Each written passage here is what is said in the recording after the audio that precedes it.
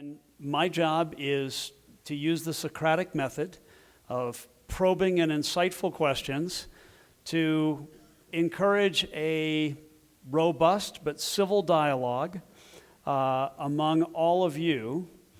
Your role is to eavesdrop. Join the conversation as a participant, as an observer, but to talk about some of today's issues in the context of what each of you has said.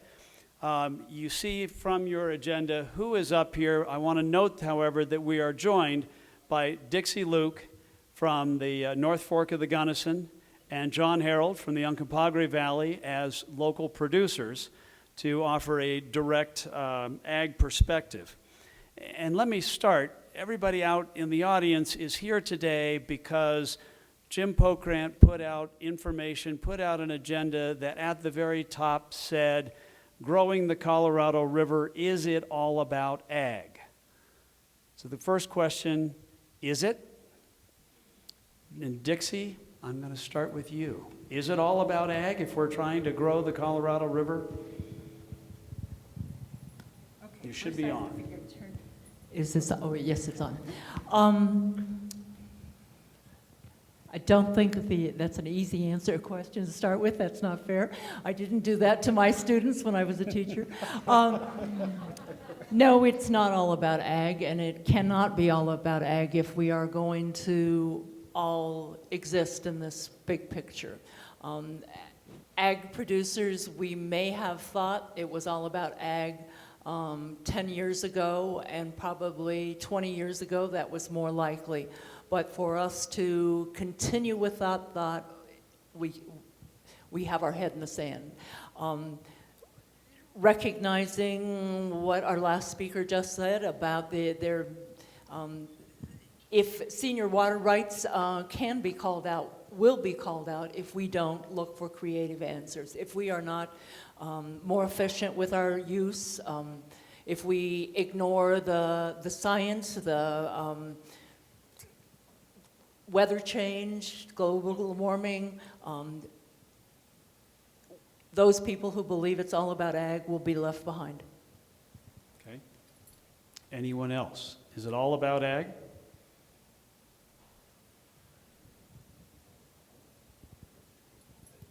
Please, go ahead. Hello. It works.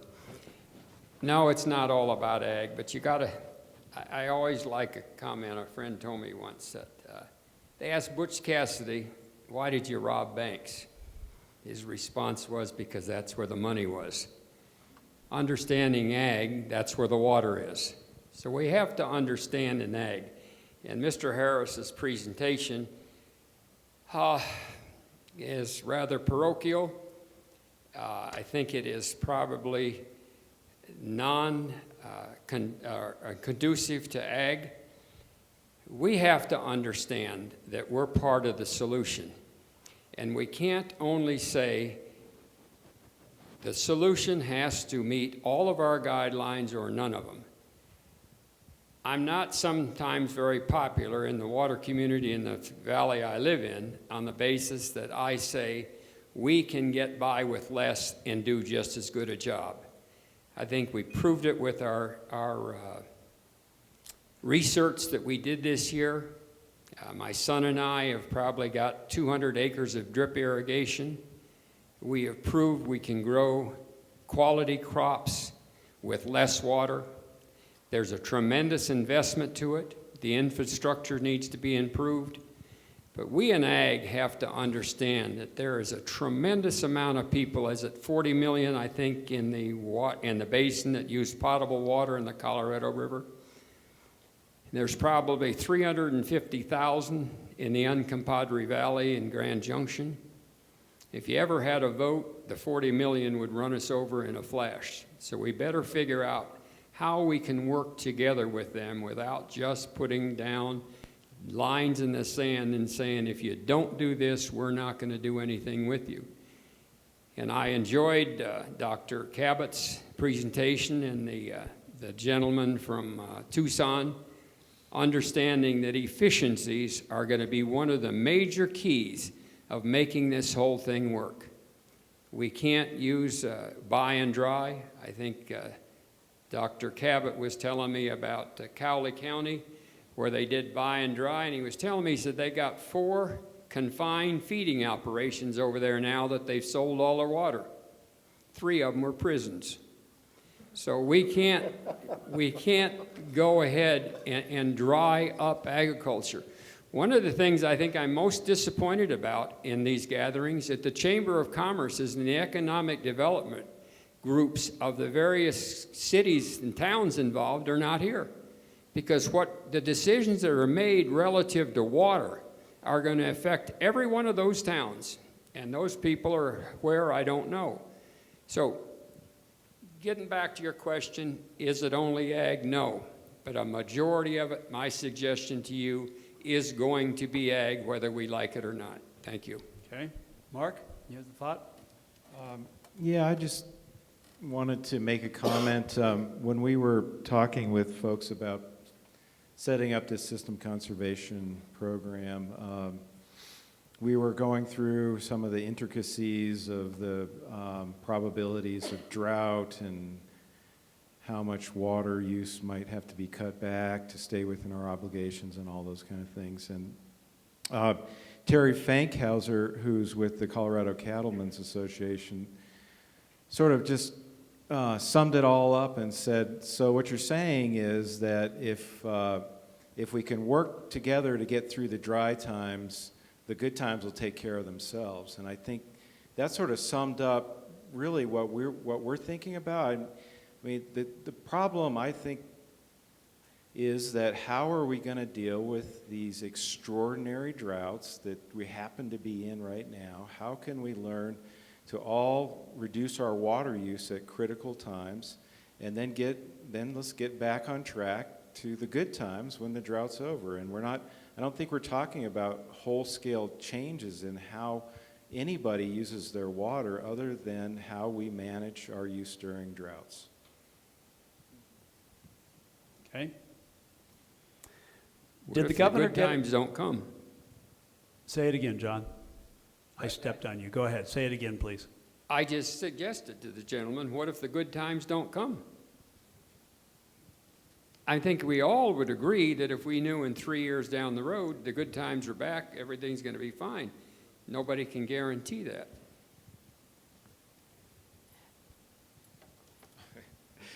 Okay, so I spend a lot of my time worrying about climate change, so I appreciate you asking that question. That certainly is, we've got to think about the long term and the structural imbalance in the lower basin and how's that going to be resolved, and these problems of potentially increasing demand with warmer weather and decreasing supply. But what I'm, I guess, trying to focus on right now is the potential immediate problems of how can we get through this crisis, and then there are the bigger pictures of the whole drought contingency plan and the water banking and all that look toward more longer-term solutions. Brad? So, John, you talked about putting in drip and indicated it was really expensive. And one of the things that has occurred to me as we look at water problems is we just don't have enough money right now to solve these problems. And with more money, it will at least make some problems solvable. Mark, you talked about public benefits and people needing to pay for it. You know, we all pay public benefits charges on many of our utility bills.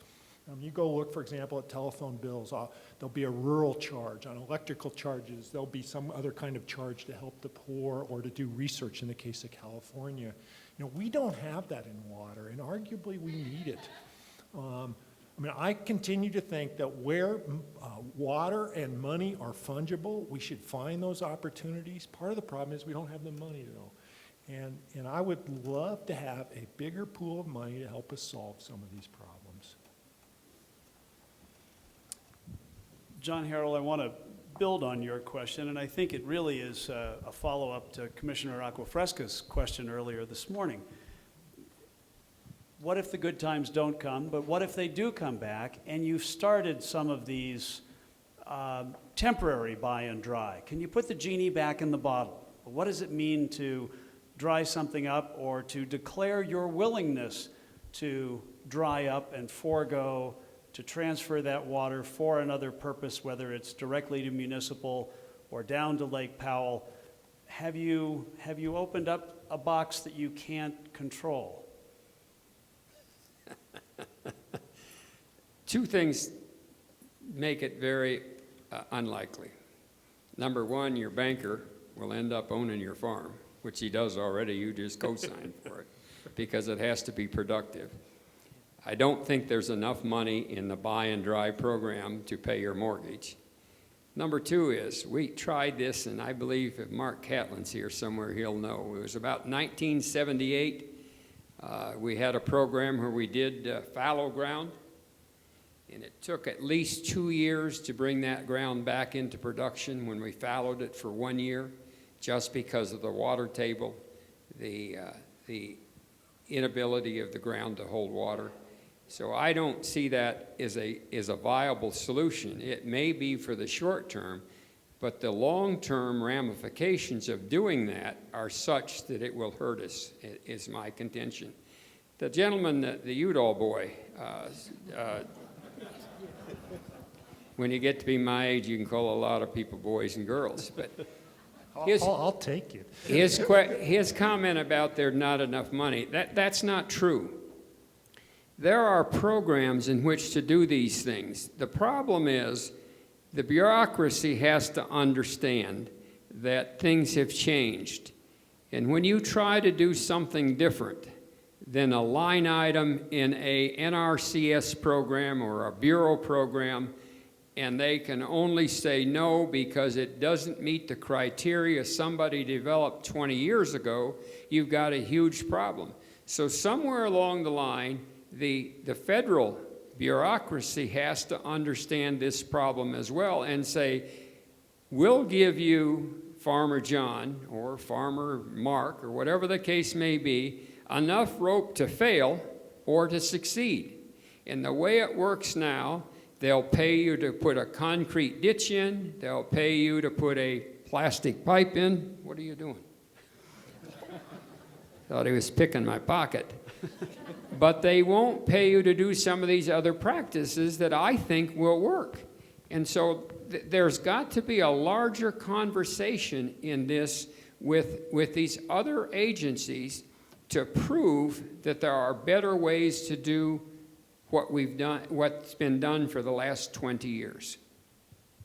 Okay. Other thoughts? Is there a risk to starting down this road? I'd just like to speak about the fallowing a bit and the water banking. You know, in agriculture, in the row crop, fallowing is possible, but as John has pointed out, there are ramifications of that. But you know, I raised some cattle, and if I decide not to have any calves next year because I'm not raising hay, then I have to look at rebuilding my herd 3 years down the road.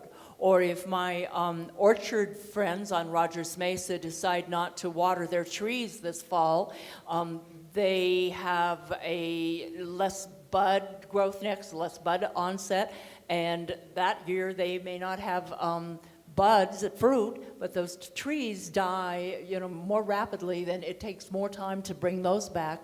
So it's workable in some aspects of agriculture, but not in all. And obviously there's some risk in trying anything new. And there's some risk, and I'd say a lot of risk, in doing nothing right now. And Dixie, your point is a good one, that there are some sectors of agriculture that this wouldn't be a good idea ever, or some sectors of agriculture where you would do something completely different, that you might do something different on a row crop versus a perennial forage crop. Probably wouldn't work to do anything on an orchard. But I guess I made this point earlier about the long-term risk, and obviously I'm not a farmer. I don't own water rights, so I'm probably not the best spokesman for this, but my thinking is, so long as farmers and ranchers as individuals or irrigation districts are better off, are making more money, or making the same amount of money, maybe there isn't a horrible downside to a portion of the land rotationally going out of production. But that's a value judgment. It depends upon the place you're living, and it depends upon a number of economic and cultural factors that I can't answer right now. So to say there's no risk obviously isn't true. There's some risk, but in my opinion, it's worth trying something. And right now we're thinking about trying things that are short term, and if they don't work, we can turn around, and if they do, we can try it a little longer. So there's a little risk, but I think there's a lot more risk in sitting on our hands. Governor Hickenlooper has said over and over that in discussing the state water plan that every conversation about water needs to start with conservation. Listening to this morning's presenters, I'm wondering if the governor got it wrong. It sounded like every conversation needed to start with efficiency. Is efficiency significantly different? Is it important to distinguish between efficiency and conservation? Is efficiency enough? Is that where we should be focusing our conversation? I have a feeling that question was directed to me. I'm not going to be videotaped saying that the governor was wrong about anything. I'll tell him. Yeah, I think John Harold is more capable of. I would tell the governor. You don't have to video. He's probably got his number in his on his cell phone. Well, without kind of rehashing my whole presentation, the concept is really, I think those terms are used interchangeably, and I would certainly grant an educated person like Governor Hickenlooper the latitude to know that there's in some sense the interchangeable use is sort of presenting the spirit of the concept, which is that there will be benefit from reduced diversions that will alleviate downstream shortages. And so the point I'm essentially trying to make, and hopefully I made it earlier, is that what we are left with at the end of that reduced diversion is of great importance to the person that is ultimately using that water. Notwithstanding all the arguments about food security and food sovereignty and food supply, which I think are big arguments. John is right, and my joke might be a little bit off color, but it's accurate that I've seen the impacts of the downstream water losses, particularly in Crowley County. And to the other municipalities' credits in Aurora, they were able to stave off some of those impacts. But there are real changes, very big changes that occur when these reduced consumptive uses take place. They're huge economic impacts. And so I think that what we really want to do is trend the conversation towards, we have short-term issues, and I think that some of the system conservation program is targeting it's a surge, if you will. Let's try to get something going. And I think I'm very curious to see what will happen as a result of that, how many farmers will sign up. But long-term, I think we really do have this unique food production issue in the United States where we have a sector of people that are educated enough to do that work, and we want to continue to support them in doing so. So to me, it's just a short-term, long-term issue. Where do we want to be in 20 years? I would prefer to see highly efficient systems producing the food that we're either going to use to support our economies or feed ourselves. And so, I just think that's the ultimate goal of all this, is where we want to be in 20 years, because good times and bad times, there's always a future ahead of us that requires food. Mark? Go ahead. If you want to support, or even say if you want to help save agriculture, is you got to have profitable agriculture. There's no other way. So to the extent that efficiency increases profitability on the farm, it is part of the solution.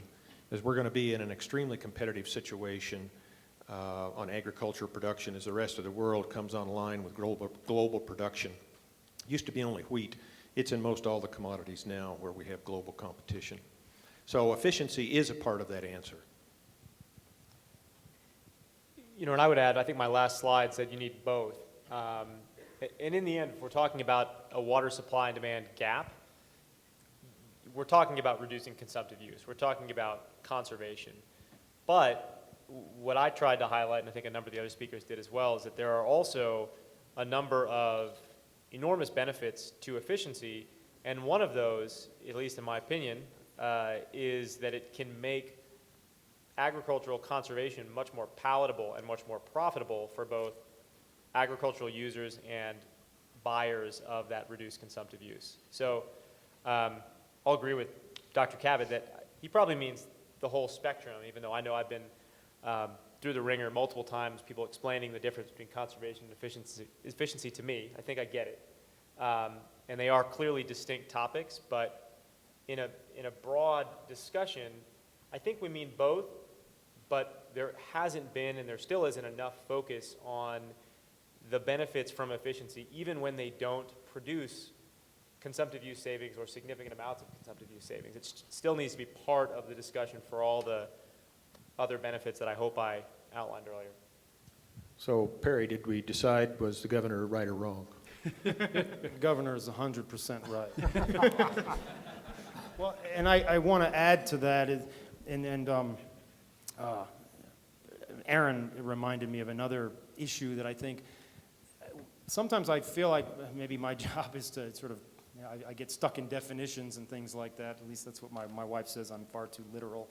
But when I hear about things like, I hear the concept of a gap and where we want to be, and there's water supply shortage in agriculture, or, I don't know if you're exactly saying that, but that kind of rings a bell for me. And the whole concept of does ag want to be sustained and saved, it's curious to me how we still don't really have a definition of what that means, because there's a certain amount of water that goes into agriculture that we derive usufruct benefit from through the water rights system. There's a certain amount of land that is utilized for agriculture, and there's a certain economic baseline that farmers and rural communities need in order to stay in business. All of those things present sort of, well, I said baselines that we can aspire to. And so without really understanding long-term what we're trying to do, it feels like this discussion continues to be sort of a moving target, that sort of an ag gets sort of, in the interim, just sort of iteratively, sort of people leave the industry because we're not necessarily connecting the policy to where we want to be in terms of a baseline. Brad, I feel like you've had your thoughts going through your head, and then Mark. Well, I want to maybe rain on the efficiency parade here just for a second to open an issue, and our ag people here maybe can set me straight. But You're fired. so there are a number of cases around the West where people are fairly convinced that efficiency gains have actually led to increased consumptive use. On the Rio Grande, on the Arkansas, where the state engineer actually got involved because the Kansas state engineer said, you guys have installed all these sprinklers, and guess what? Your consumptive use is going up, and you got to do something about it. And Dick Wolf did.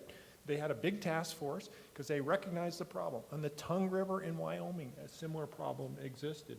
So I'm not an ag person, but there are plenty of examples out there where efficiency has led us down kind of a rosy little path. John Fleck tells me about chili farmers actually on the Rio Grande, used to furrow irrigate, now drip irrigate. Guess what happens to those furrows? That's now ground to grow on.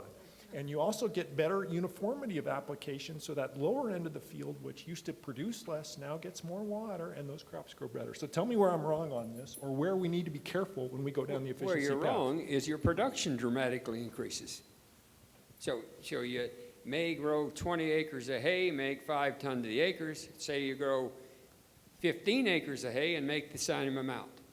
That's my point, that this kind of efficiency doesn't just use less water, although I think there are some that do, but your production goes up. And as Dr. Cabot tells me, we got to feed people. So every farmer, let me give you an example in sweet corn. There's about 14 of us that grow Olathe sweet corn, and you can all clap if you want, that'd be fine. But anyway, there you go. You're all invited back next year on CSU's dime. But anyway, what happens is we plant about 1,600 acres of sweet corn, and we set a price return to the grower. And that price is the same for every grower. So if he makes 500 boxes the acre of sweet corn or 300 boxes of acre of the sweet corn, that's what his return is. So the man that makes 500 boxes gets a multiplier, and the man that makes 300 boxes gets the same multiplier. So the reward is the efficiency and the production. And so that's the thing that drives it. It's not somehow to say, well, because I had trouble, you need to pay me more because I produce less. You pay more because you produce more. And that's the theory behind efficient agriculture. And Brad, you know, I appreciate the question really, and I think we can't fall into sort of the false allure of these things. And you're absolutely right. In the Arkansas, there were these they called them irrigation efficiency rules for a while, and then they kind of conserved consumptive rules. They bounced around a lot, and they put the farmers in a somewhat difficult position. I hasten to point out that was a very contentious dialogue that even still, I think they've gone to the point where the farmers have just sort of accepted that this is a necessity, it's going to happen. But there were a lot of questions that surrounded the accuracy of some of the numbers that were used, because essentially what happened is, you know, their furrow systems were presumed to be a certain level of efficiency, and then the new efficient systems came in, and so the farmers had to then augment the water back to the river that they were presumably injecting into the air through their crops. And the farmers responded and said, well, wait a minute, we've got all these, and I think some of these studies still need to be done, but we've got these phreatophytes, and we've got these non-beneficial consumptive uses, and so any water that we are putting back into the air through water vapor and not putting into the ground and sort of having to meander its way back to the river is not being consumed by these non-beneficial uses. And I'm not saying it's a one-for-one, but structural water left in the river is not, I mean, unless I know we're removing phreatophytes and tamarisk and whatnot from there, but it's easier to sort of understand where that is. And so the idea of just because water's leaving the compartment of the water right and entering the atmosphere, once it becomes return flow, it then becomes subject to a number of other potential pathways that have less beneficial use. And I think that question is sort of still out there. I think it was kind of settled because, you know, there just had to be a thing done. We've got this lawsuit. Something had to be done. And to Dick Wolf's credit, I mean, he took a lot of flack on that, and I watched all that. But I think there are still big scientific questions that I'd like to pursue, particularly in the context of using a remote sensing as a sort of way of looking at the bucket from space and looking at the diversions and where the real inflows and outflows occur. And I think we could get some answers to that. Because as we see these efficient systems come online, we can look backwards. And the other side of that is that the delivery system has to be as efficient as the farmer. And that's one of our biggest problems as far as I'm concerned. We deliver water about the same way that Anastasi's did how many hundreds of years ago. We use it differently on the farm, but the delivery systems, in my estimation at least, are the real bugaboo in the whole system. And, Mark? Oh, go ahead, Dixie. and to add to what John said, efficiency in the systems, the water that we use to irrigate in the North Fork and Hotchkiss-Paonia area comes to us on a 27-mile canal. Much of that canal is in sort of the same condition it was in, where it enlarged, engineered a little bit, but it started out being dug with teams and men who were working on weekends, and sometimes I feel like we're still teams and men working on weekends and doing that water.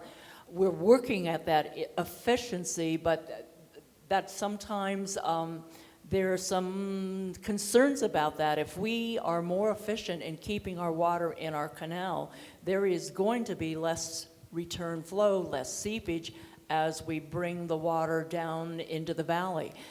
That will allow our farmers to then go to those on-farm practices that can be more efficient, and we will raise more food. And I think that's part of our ultimate goal, is to do that. But as we become more efficient, I think there are other things we are in these systems, delivery systems, we're going to be faced with.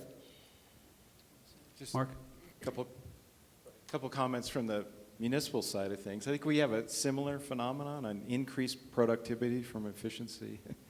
in the sense that to the extent our customers conserve water, we can serve more people with the same amount of water, and you might think of that as production.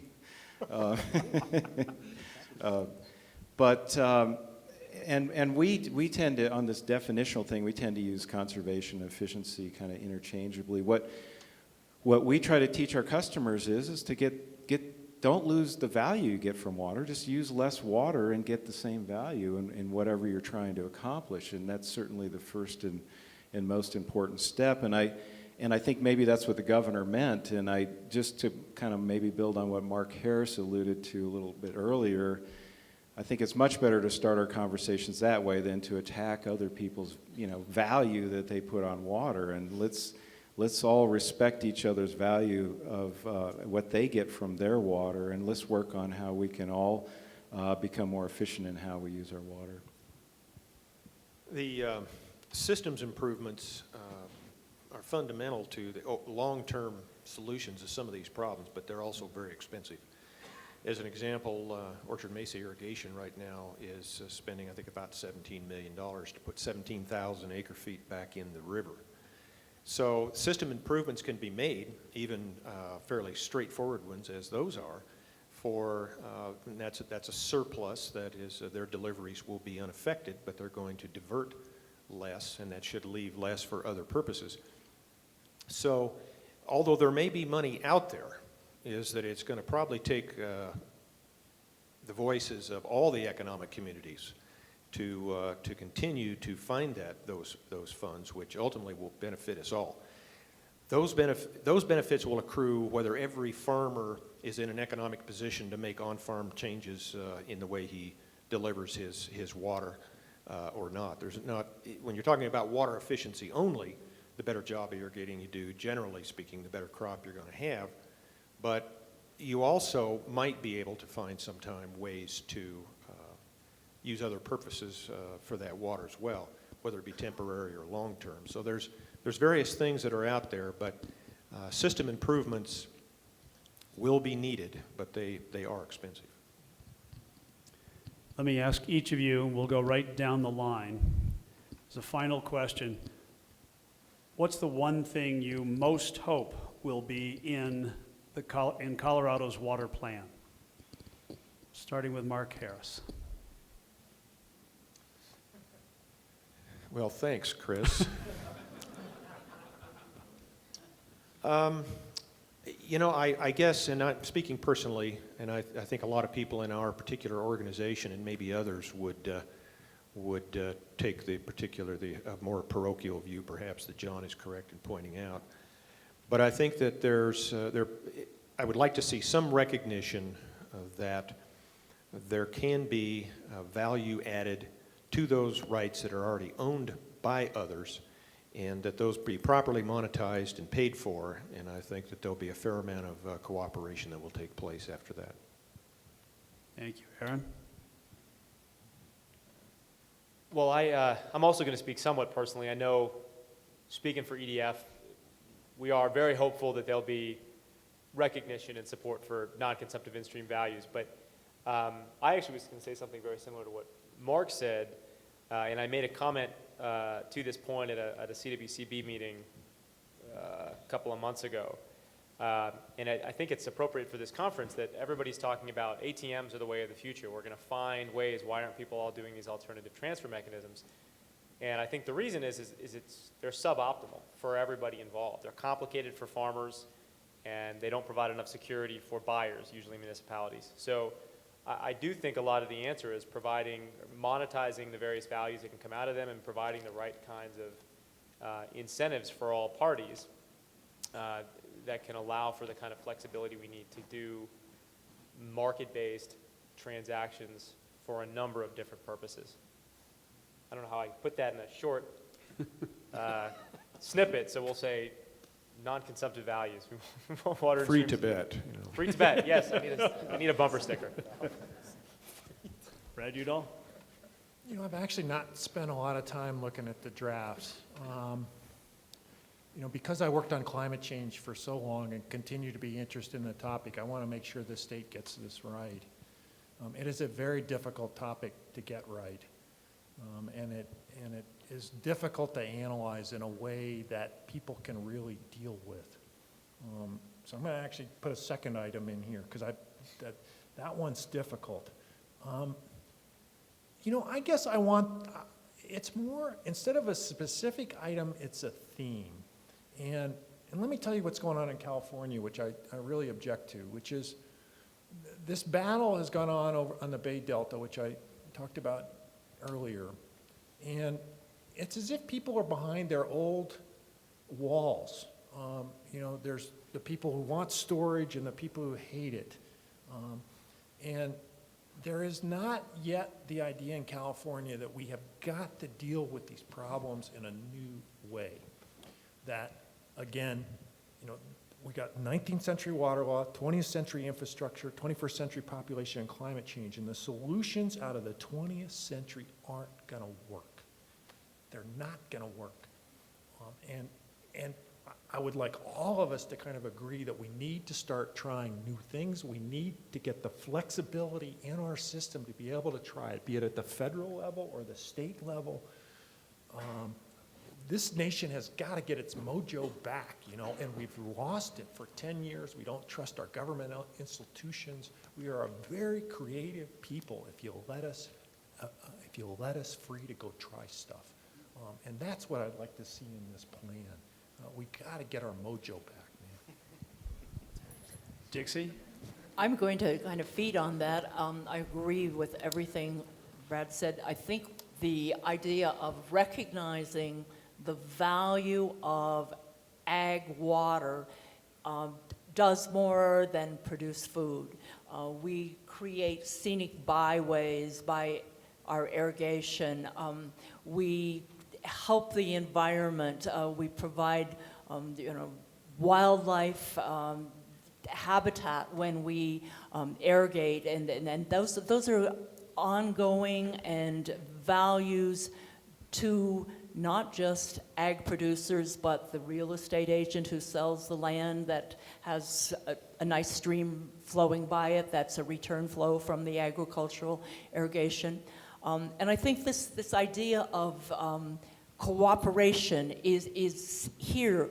When Mary Lou Smith asked Aaron the question this morning about is the environmental community ready to talk about storage facilities. That was a question that probably couldn't even have been asked 15 or 20 years ago because it was a very clear answer. We are getting there. We are becoming more cooperative. We can set in a conversation like this without becoming adversarial, and I think I think the state water plan is addressing that, and I'm pleased to see that.